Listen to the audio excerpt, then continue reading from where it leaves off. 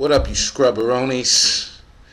So you tuned into another, actually this is an official Inqronicles program, not me just putting something up on Facebook, because it's been a while since I've actually done that. So, welcome back, Inkyyats. Now there's a few things I want to cover today. I want to cover New England, my fantasy football, and the UDF shirts that have been going around. So let's get down to the first thing. So New England is going to play Buffalo Bills tomorrow around 1 o'clock Eastern Standard Time, and I'm ready for it. We got even scores, 3-2, 3-2. So I'm ready for it.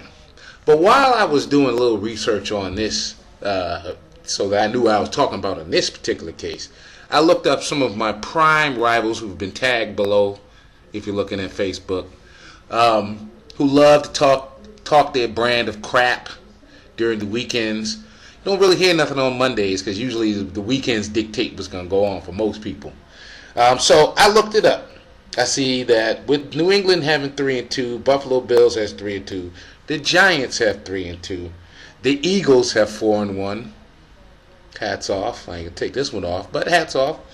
And the Ravens have 3-2. Now you have to respect those stats. So basically, what's going to happen is this weekend is where a lot of trash is going to be dumped in people's yards, quote unquote, dumped in people's yards after the games are over.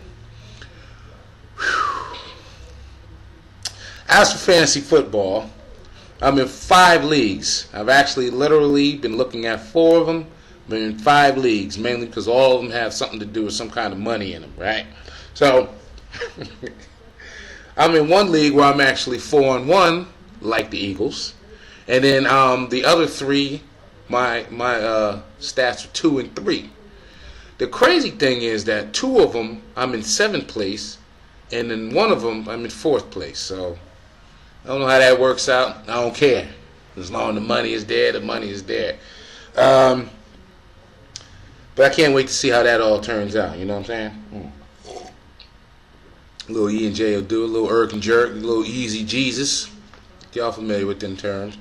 Now, the last thing I want to cover is the Underdog Family shirts, the UDF shirts. Ladies and gentlemen, it's I find it kind of funny that I had a lot of people say, "Oh, I'm gonna put some shirts here. I'm gonna get some shirts. I'm gonna get some shirts." Yeah, I understood. No disrespect. Big shout to the 2 people listed below. Thank you for copying the 3 shirts. 2 people copped 3 shirts out of the 20 that's going on. That's all fine. It's all dandy. But, not to stick anybody out, I really need to know some information, because if this campaign doesn't work, I'm going to run the campaign again. But is the shirts too pricey? Is the design too ugly? Do I need to do more with it? These are the things I'd like to know from you. You know what I'm saying? Those of you who are tuned into to my Facebook, my Twitter, my YouTube, any of that stuff, those of you that are tuned in, I just need to know, what is it? What is it? Is it that you're just providing lip service, selling wolf tickets, whatever the case may be? What is it that's going to help me to get these shirts done as far as selling them? Because I really would like to use the money to build up UDH2 TV. All right? And for those of you who are wondering what that is, if you go to underdoghiphop.com, there's actually a tab at the top that says UDH2 TV. I figured I was going to do a big rollout of the channel and all that, but I figured let me just go ahead and put it in there. For the most part, it's 2 hours worth of just pure videos, no intros, nothing like that, just underground hip-hop artists that I've interviewed before and some that I've gotten to know since doing the channel, doing the site underdoghiphop.com. So my whole point of the website and the whole point of the channel is this. I've been a true blue hip-hop purist. I've been involved with hip-hop as far as listening to it since Sucker MCs, which, by the way, I interviewed DMC on that site as well. Thank you, DMC. I've been down with hip-hop since Grandmaster Flash used to come down to Stratford, Connecticut and go to the roller rink. All right? So I'm a person who loves hip-hop as a culture. Now, hip-hop as a culture, if you don't understand it, is 4 elements. There are 4 elements that make up the hip-hop culture. There's MCing, DJing, graffiti art, which I call graffiti art, but some others call it writing or just graph. And then there's b-boy, b-girl. And that's those who break dance. And yes, all of those things still happen. You know rap happens, as far as MCing. DJing has become somewhat of a lost art because it's now production, and now while I'm in that category, crate digging, people that dig into crates for samples as part of production. The reason why those things are linked up is because as a DJ, as a sound provider, you're looking for something that's going to make the crowd move. So the whole point of my site is to to shine light on hip hop artists of any of those four elements, okay, and then take those elements and show them to the people overseas who are basically embracing this as an art form like it was back in the 80s and 90s when it was still coming up. You'd be surprised how many people are still breakdancing. You'd be surprised how many people are still doing graffiti. And the thing is, the majority of this stuff is being done overseas. So why not take people who are doing it here and they're trying to make a living with it? Even if you're not trying to get, Rich Homie Quan, Young Thug, Lil Wayne rich. You just want to make a basic living doing something that you love.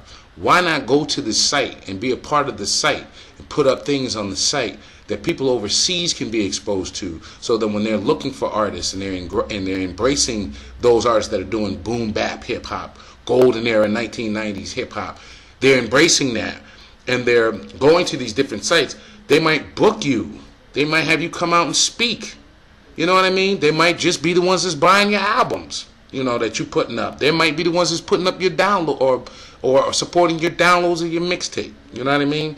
So I'm trying to make Underdog Hip Hop the spot for indie and underground hip hop, period. Okay? Now, at the same time, hip hop is hip hop. So those who are big, such as DMC, other artists that I just ran into, Elder Sensei from Artifacts, MC Ren from NWA. These people are following me on the underdoghiphop.com as far as the Twitter page that I have. They're following me there, and I love that. You know what I mean? It shows that I'm doing something. But why not try to use the site as a place to springboard? Now, with all that being said, that's also why I'm doing these t-shirts, so that I can fund that site to be bigger than that. All right? Big shouts to my man Ray, a.k.a. Benji Franks, because he coined the phrase that my site, underdoghiphop.com, can be the Google of hip-hop. With that being said, that's exactly what I'm going for. You know what I'm saying? Other than that, New England's on the ball. I can still talk trash now. Miami beat us, and now they under us in the overall stats. We lost 2 games. We're picking up speed. We're doing the damn thing. So for you Giants fans, you one Eagle fan that I know, you one Raven fan that I know, good job. Go Pats. Later. This concludes the broadcast from World Control. Let's pretend like this never happened.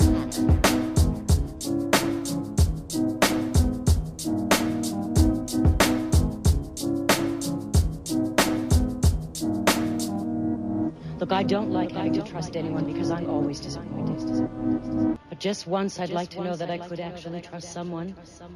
That for at least one person, everything wasn't about money. Cut the crap out. Yo!